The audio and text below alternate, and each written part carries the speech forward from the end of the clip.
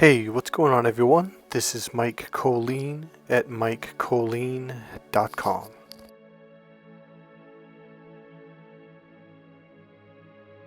Alright, so I want to acknowledge something first before I go on. I think I kind of just assumed we all, or you guys understood that I understood something. Right now, and for the last 4 or 5 years, life has been unbelievably tough. It has been exhausting. It has been lonely. It has been, painful. That's a word that applies, but it doesn't quite capture what I'm trying to say. The stuff that we're going through, from just people giving you dirty looks to being mad at you for no reason or mad at the stupidest thing, it's not just you. It is what's going on, and it's not just happening to you and around you, it's happening to all of us. A lot of people are isolating to some degree, if not necessarily the Great Wall of China. I think that's, for what we're going through. But even after we come out of that, we're still kind of like, yeah, I don't want to be around people. And a lot of people are starting to post this online, like, I can't even be nice to people anymore, because they take your kindness as weakness, or, they think like, oh, okay, well, I can just treat this person like crap. So a lot of people are just like, no, I'm not doing this. They're pulling their energy back. They're not being extra helpful. They're not paying. They're like, no, I'm just going to work. I'm putting up the walls, and then I'm going home. That's it. So I want to acknowledge that you guys are going through it, and also most importantly is, I'm going to say it like this, but I'm going to correct it. It's like, you're not alone. Now, what I mean by that, because a lot of people, you're not alone. Yeah, you are alone, because it's not like you live next door to me. It's not like 3 or 4 of us live on the same city block. So yeah, we're alone to an extent. I think instead of saying you're not alone, what would be better would be to say, like, you're not the only one. A lot of people around the world are going through the same thing. So don't feel bad. Don't feel like, oh, I'm being weak, or why am I so sensitive, or whatever. It's like, it's not just you. A lot of us are feeling really sensitive right now. So part of that sensitivity, by the time this video comes out, today is the 18th. Technically the second half of the full moon, because the full moon hit California at 7 p.m. last night. So technically it's still full right now. But it's not just that, but the blast from the sun that have been coming out, I forget what they call them, the proton blast or particles or whatever they're calling, but there's a lot of energy going on right now, which is causing people to be sensitive. Hopefully by the time this is uploaded, because I'm going to upload it today, but I already have like 3 videos uploaded, so this is probably not going to come out until like the 22nd or later. So hopefully that extra ultra sensitivity, emotional sensitivity is going to be... it's going to be calmed down a bit by the time you get this video. So just to clarify, when I say there's a lot of energy, I'm not talking hooey-fooey spiritual energy. I'm actually talking the sun blasts that have been blasting the earth for the last 3 or 4 days. Again, this is the 18th today. It's actually Western-minded electromagnetic energy. It's science is what I'm talking. I'm not talking about hooey-fooey spiritual stuff. So this stuff is affecting the earth. It affects our electronics. It affects everything. It affects your emotions and your feelings. So whenever you go through phases, like all of a sudden, like, well, what's wrong with you? Like, nothing happened. Why am I feeling this way? There's a very good... So when you have a full moon, that has a powerful electromagnetic pull on the earth. It affects our emotions, okay?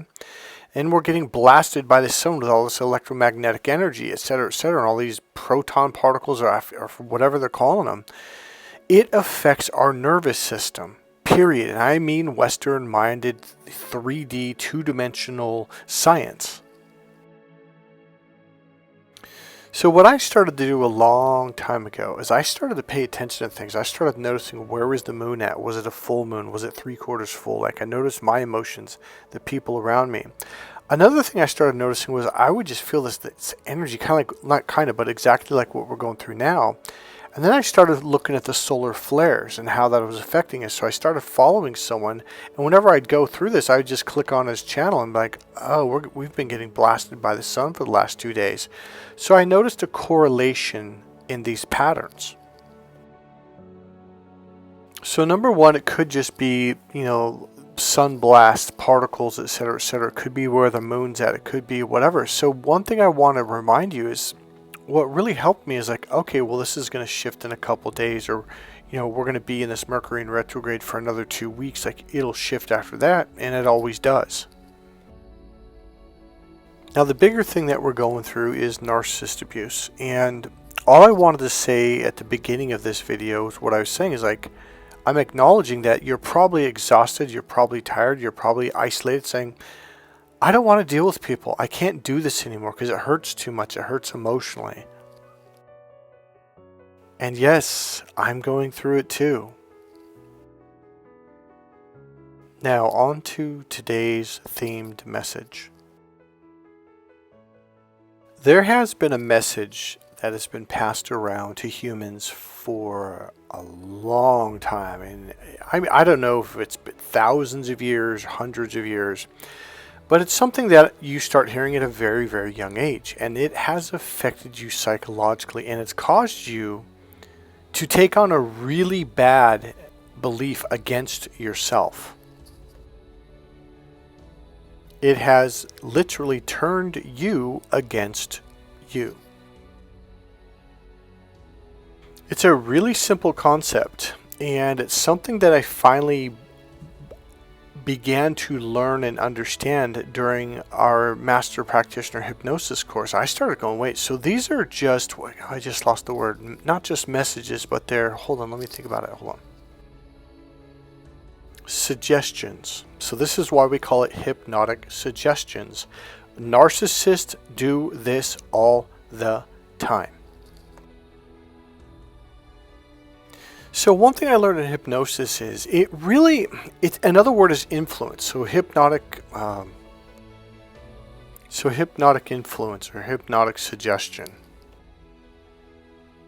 It's as easy as just saying something. That's it. There's no technique in it. There's almost no trickery, although they do it in a tricky way, and I'm going to break that down.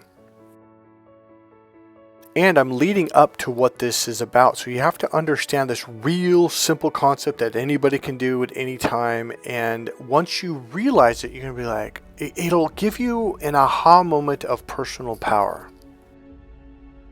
People are easily influenced. This is how you could go to practice with someone for 4 years, even say middle school, be on the same baseball teams for 2 years, and then be on the same wrestling team for 4 years, the same football team, have 1 or 2 classes every single semester for 6, 7, 8 years. And someone called a mother walks in the room who they've never heard of, they've never seen, and this mother goes, oh, you know your best friend Mike? Oh, he's bad, and walks away, and that person suddenly goes, oh, your mom says you're bad, therefore you're bad. That's how easily influenced the majority of people on the planet are. And yeah, I'm talking about me. I mean, I remember I said to a friend, this was years ago, I'm like, wait a minute. We literally wrestled in practice for 2.5 to 3 hours, 5 days a week. And then we'd get on a bus, sometimes Friday morning, 4 o'clock in the morning, to travel to Reno or to travel to wherever. And then we were staying in a hotel at night as a team, 2 rooms, and we were practicing before warm-ups, before the tournament, supporting each other, taking naps in the bleachers in our own section. And we did this for how many years? And someone you've never met walks in the door and says something to you one time, and that's all it takes? And they go, well, I mean, it's your mother. Alright, so I'm trying to help you to understand how easily influenced people are. Okay, so Tony Robbins a long time ago said every human being on the planet needs to read Mein Kampf. Now at the time I was like, wait, what? In fact, the whole crowd kind of hushed, like, huh? He said, you need to understand what he did and how he did it to influence all those people in Germany. It was the easiest simplest hypnotic technique on the planet. In fact, you read it in Think and Grow Rich and other books that are saying, hey, here's how you influence yourself. It's the same technique. Imagine having the money, write it down on a piece of paper, put it up on the wall, like I now make $10,000 per week or $10,000 per month, and say it to yourself over and over and over, and it causes your unconscious mind to go, oh, this is who I am, and boom, now you start making that much money. So all he did was he put up signs everywhere that said the same thing. And then he would say it in his speeches and his oratory over and over. And it was the same word, the same phrase, or the same sentence. It was a couple of them here and there, but they were repeated over and over, like Germans are the best race on the planet or something like that. And he would just say these things over and over and over. And they were posted on every building, on every street. Now, maybe not every street, but like in every city. And this is a message that they kept seeing and hearing over and over. And that's all it takes. Now, here's the key word. They were not commands. They were just suggestions. And that, my friends, is what narcissists do.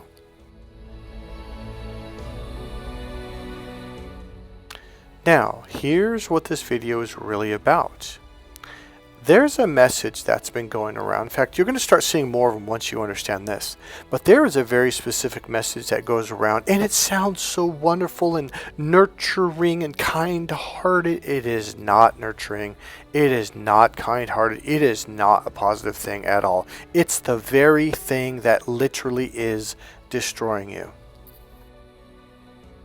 And that's how they do it. They make it sound like it's this wonderful thing. I'm telling you something. It's good wisdom. It's good advice. No, it is not. What is a narcissist's number one job? To turn you against you. To divide and conquer you. Read this and see. Look in the mirror. You are your own worst enemy. I bet a lot of you have heard this, probably even today, yesterday, last week, ever since you were a child, and you're like, oh, that's good advice. No, it's not. This is why you are struggling mentally, emotionally, and even physically and spiritually.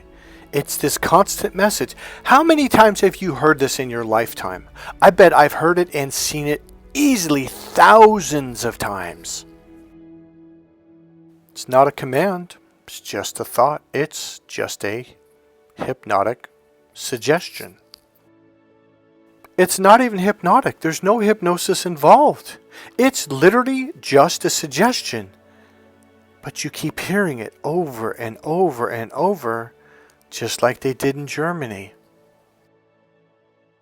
Eventually, your unconscious or subconscious mind begins to accept it.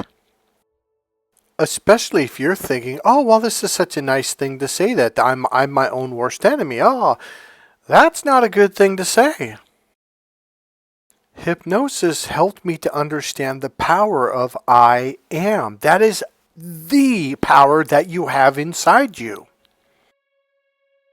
Once your unconscious mind or your subconscious mind accepts, I am this, boom, it starts to act like that. It starts to think like that. It starts to answer questions like that. So if you believe that I am the President of the United States, you'll start talking that way. You'll start making decisions the way you think a president would respond. You start to see, okay, if you're playing football and you're like, yeah, I'm not a football player, but you're on the team, you're not going to do very well. But if you're like,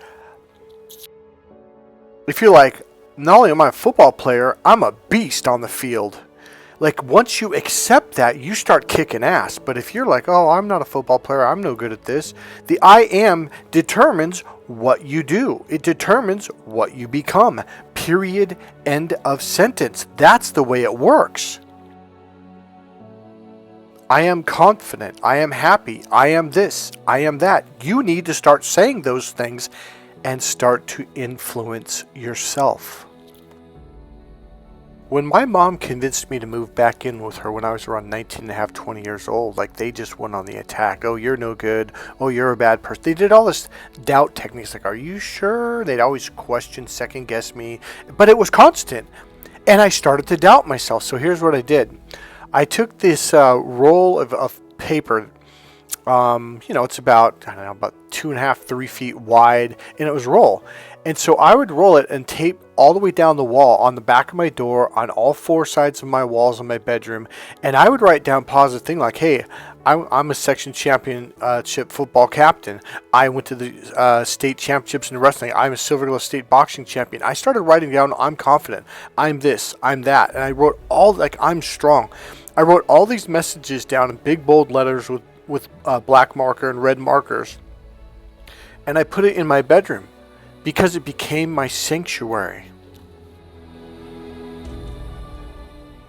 I am is a message that has been passed down for thousands of years. I am what I am, Popeye the Sailor Man, toot toot. He said it every single show, every single cartoon, usually in the beginning and also in the middle and somewhere at the very end. You think that was by accident? I tell you the truth, it was not. It was on purpose. So then you have to go, well, what does that mean to Popeye? Well, Popeye probably means I'm strong. It means I'm determined. It means I'm this. That means I'm that. So when he says, I am Popeye the Sailor Man, toot toot, I am what I am. The whole lesson of life is, I am that I am. I am that I am. Sound familiar? It's in the Bible. Think it's a coincidence that Popeye the Sailor Man saying the same thing that Jesus is saying? You are here to reconnect with yourself, to find yourself, to bond with yourself, to become one with yourself. Look at what it says right here in my Twitter post a long time ago. When the inner battle goes away and you become your own best teammate, that's when life begins. This is what the human journey is about. Mike Kollin. Now take a look at this again. Does this really look that friendly? They've been teaching you to look at yourself as your own worst enemy, so they don't have to fight you. They got you turned against you, and they laugh, and that's when they get that smirk. Once they get you turned against you, their job is done. Because now you're this Robotron fighting yourself for the rest of your life, and you'll go nowhere. Okay, let's say you have a son or a daughter, and they're in Little League, okay? They're, 8 or 9 years old, or however old you are, 10 years old, and and as they go up, their coach goes, remember, you look in the mirror, you're your own worst enemy, you suck, you're no good, don't even try, just put the bat on your shoulder and let the pitcher strike you out, because you suck. What a horrible message. But what if you looked in the mirror and you said, you're my best friend. You're my own best friend. We're best friends. You're my best teammate. What if you started to be on your own side and support yourself? What if you started to view yourself literally as your best friend, as your best teammate that would do anything for you and you would do anything for it? Your job is to protect yourself, your being, that self inside you. If someone's mean to you, fuck them, walk away. If someone tries to hurt your feelings, cut them out of your life. That little child, that being inside you that has all the power, will start to trust you again. It'll start to look up to you. It'll start to realize, wait a minute, Mike's got my back. Mike's supporting me. Mike's there for me. And the light starts to shine. It starts to get happy, and its energy starts to turn on, and it becomes stronger. It becomes more powerful. You start to feel good inside, emotionally. You know what I say to myself all the time? We got this. I got this, man. I can do this. I'll say, hey, I'm on your side. I've got your back. I literally say this to myself driving down the road. Someone says something to me like, hey, I got you, man. I got your back. I got this. We can do this. We can do this. It's no problem. We can do this together.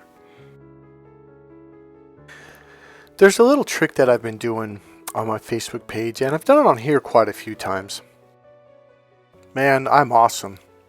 I am. I'm serious. I am awesome. I'm not even joking. Like, I kick ass. Like, you know, I love myself. I'm a beautiful human being. And I can do it. I'm on this. I've done this before, and I'll do it again. Linguistically speaking, in order for you to understand any sentence, you have to take it on as if your unconscious mind is saying this, or as if you're saying it to your unconscious mind. So when I'm saying I am, your brain is hearing I am awesome, I am beautiful. So it's as if you are now saying it to yourself, and you're getting these subconscious images of you being awesome, of you feeling good, of you being the I can. Now that's awesome. One of the best things you can do is literally go look in the mirror and say, I love you. I love you. Even right now, by me saying I love you, you're taking that on as if you're saying it to yourself. And whatever is beautiful about you, your eyes, your smile, your hair, maybe it's your inner self, your inner being, your thoughts, your whatever, just say you're beautiful. Look in the mirror and say you're beautiful. Become your own best friend. Become your own best teammate. Love yourself, support yourself, and protect yourself. Verbally say it. Curl up in bed and wrap your arms around yourself. Hold yourself. Be there for you. This will strengthen you, and this will empower you. So be careful of these messages. This guy says, study yourself carefully. I just saw this on YouTube on a short. Study yourself carefully, and you may, it says made, but he actually says made, and you may discover that your own emotions are your greatest handicap. Now tell me, does this sound good or does this feel bad? My gut instantly got this like sunken sting kind of feeling. It's like, this is not a good thing. My emotions are the greatest things about me. They are not a handicap. They are my best friend. They are what supports me. It is literally, you know, I tell a lot of guys, they're like, because a lot of guys are very, it's all about logic, Mike. No, it's all about emotions. Emotions are your power. Without emotions, you're powerless. It's the whole reason why you're stuck in life. Your emotions are literally the equivalent of gasoline or fuel that goes into a powerful car, a powerful Ferrari or sports car. You could have the most powerful engine on the planet, most powerful car, fastest car on the planet, but if it doesn't have any fuel, you go nowhere. Now, a lot of you on this channel, you're like, no, Michael, I'm a very emotional person. Yeah, but your emotions were turned against themselves, like by people like this guy in this video. So there's a lot of, you know, I'm going to read their comments. And if you've been on this channel, if you're going to realize, like, oh my God, all these guys are stopping this. So this guy's trying to advise people on how to be successful and make money. And your emotions are your worst enemies. It's total bullshit. And I could go on this channel and go down to every single person like, well, are you a millionaire? Are you a millionaire? And they'd be like, well, no, why? How long have you been listening to guys like this? Oh, for about 5 years, 10 years. Is it working? No, it's not. Because he's purposely turning you against you. Your emotions are your best friend. They are trying to communicate to you. Please do not push them down. Do not ignore them. Do not turn away from them. Embrace them. Hug them as if they're your own child. They are always, constantly, literally communicating and expressing something to you. The question is, are you hearing them? For many years, this child, because you are not loving it, you are not supporting it, you are not saying, I'm beautiful, I'm loving, I'm kind, I'm a good person, they start to turn to other people. And I look at people like, well, why are you turning to this person over here? Well, I need love, I need support. See, that's how narcissists get you, because that child within you is looking for love from anyone. Because you won't give it love. You won't even listen to it. Why? Because you've been turned against yourself. All these different messages people have done to doubt yourself, to etc. etc. It really, the way you turn it around is you literally have to start saying, I love you, I'm with you, I'm on your side. Like, literally say this to yourself. Support yourself. Stand up for yourself. If someone standing up for yourself could be as simple as walking away or hanging up the phone on someone who's being rude and disrespectful and be like, no, I don't accept this treatment. I promise you, when you protect your emotions, that inner being, something turns on, a light turns on, an energy turns on, a feeling, an emotion, a confidence, something clicks, turns on, and it's like, now we're on the same team. Emotions are good. They are communicating to you. If you begin to listen, all of a sudden, your life starts getting smoother. But narcissists, demons, cannot control you if they can't separate you from you. If you are on your own side, your own best team, you think for yourself. You start doing what you want to do versus what some strange narcissist wants you to do. You start saying kind things to yourself. You start thanking yourself. You start appreciating yourself. You start loving yourself. So let's say you're playing baseball. You got a bat in hand. You walk up to the plate. So what if you walked up to the plate and say, man, I can't do it. I'm no good at this. I never hit the ball in intense situations when the game's on the line. I can't do this. Or what if you walked up to the plate saying, I got this. I can do this. Hell, I've hit that ball hundreds, thousands of times. I'm going to hit it again. I'm going to do everything I can to connect with that ball. I'm going to make a connection with that ball. I'm going to hit that ball. Now imagine that. Which way do you think you're going to do better in life? Telling yourself that you suck and that you can't? Or saying, I can do this. I'm going to learn. I'm going to get better. I've done it before. I'll do it again. Life really is that simple. No, it's not, Mike. The narcissist says otherwise. Who are you going to listen to? Decide. Choose who you want to be. All right. When I played high school football, I was scared. Now, all these other guys had grown up in Pop Warner and Pee Wees, and so they played I think it's 2 years each, so 4 years of football. They understood the game. They knew how to hit and get hit and tackle and be tackled. Well, my first year was freshman year, and freshman year in high school, it is intense. You can get hurt, but it's not as bad as the varsity, let's say. So I was scared. I didn't know what the hell I was doing. All these guys had years of football on me, and it was my first day of practice, and I don't know what I'm doing.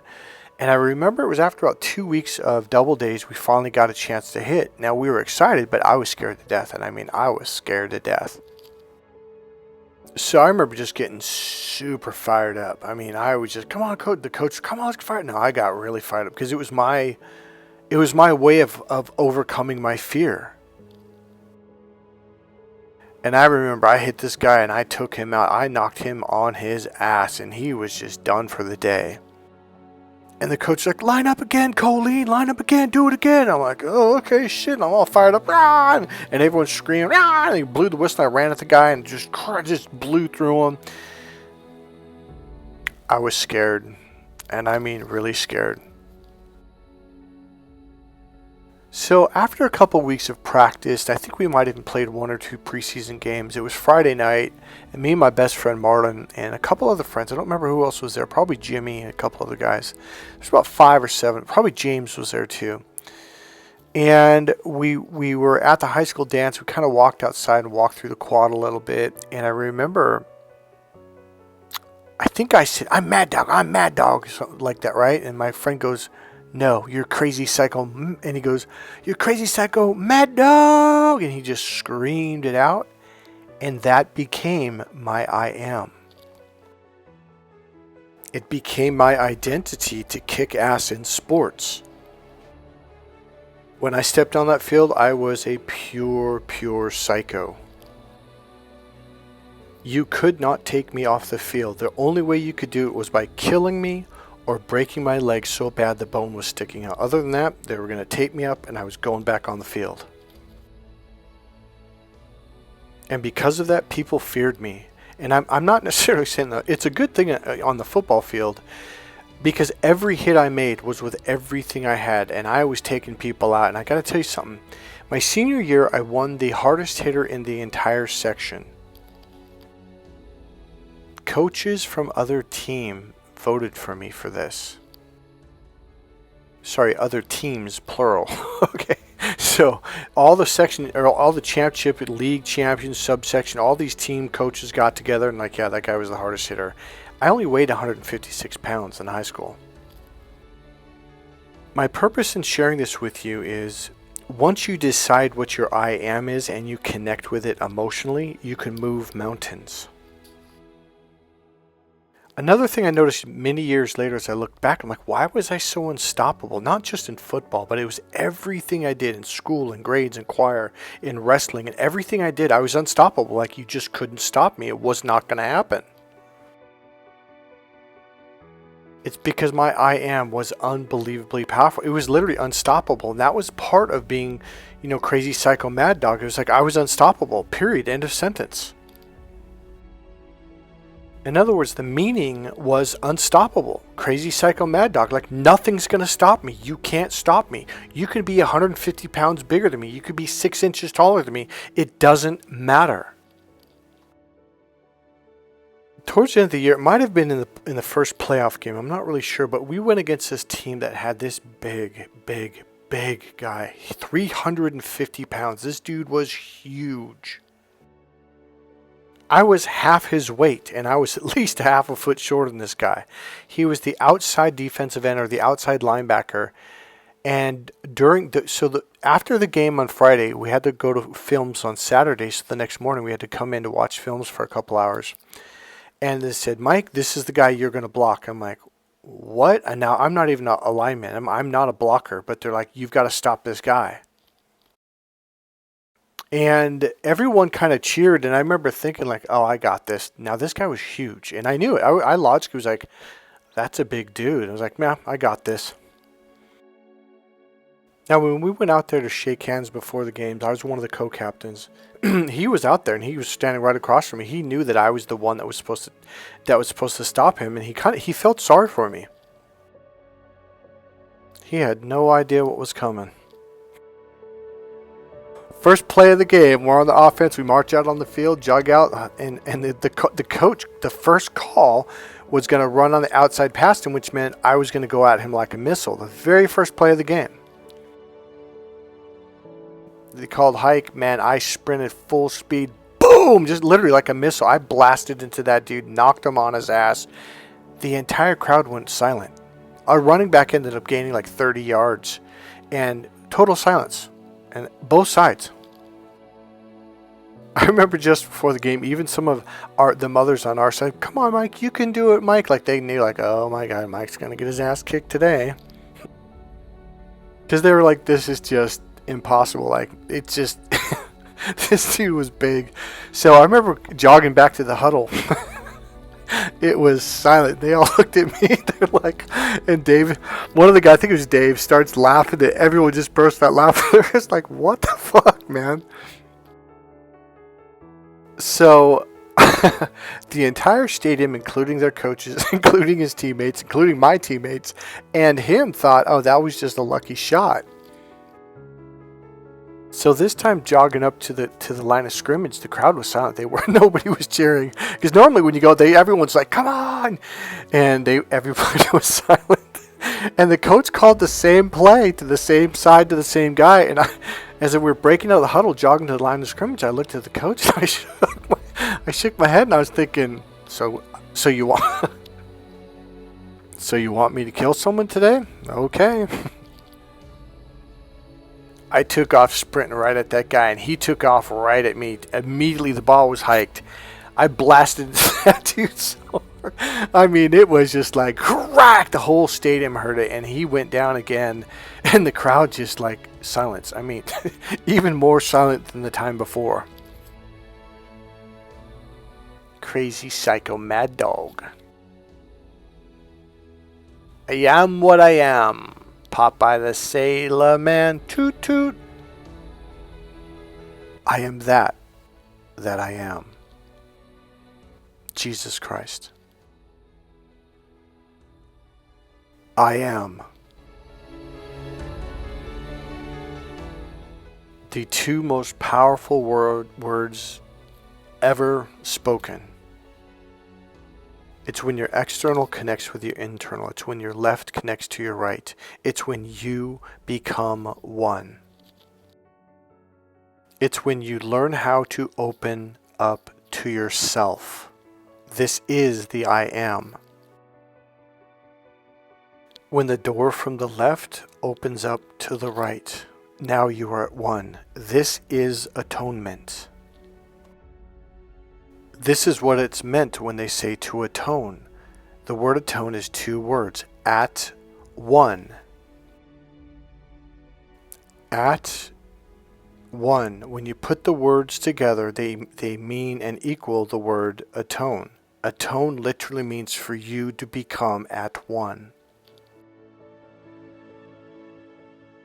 First time I heard that was in church with Pastor Rex. He said it many, many, many times.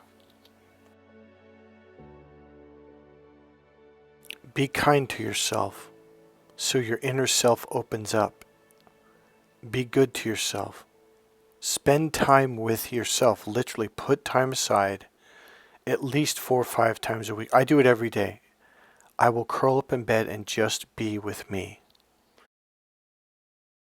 I will feel the emotions, whether it's anxiety or fear or guilt or shame or whatever, and I'm just there with it. No judgment, just an open, expanded awareness of it. Whatever myself is going through, I'm going to go through with it. I'm going hand in hand, step by step, holding it, supporting it, and feeling the emotions that it's going through. This is how you become powerful. This is how you become happy. This is how you become loved. This is how you begin to enjoy yourself and your life.